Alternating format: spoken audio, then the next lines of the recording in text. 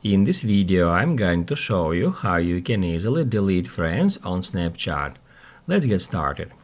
First off, we need to open up Snapchat app, and once the app is opened, tap right here at the top left corner at your Snapchat profile picture or avatar.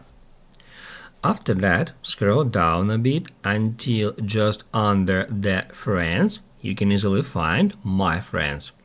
If you tap at My Friends, it will show you the list of users who are added on Snapchat as your friends, and then once you find a user whom you want to delete from here, all you have to do is just long press on that user, then tap at Manage Friendship, and that's where we can easily find Remove Friend.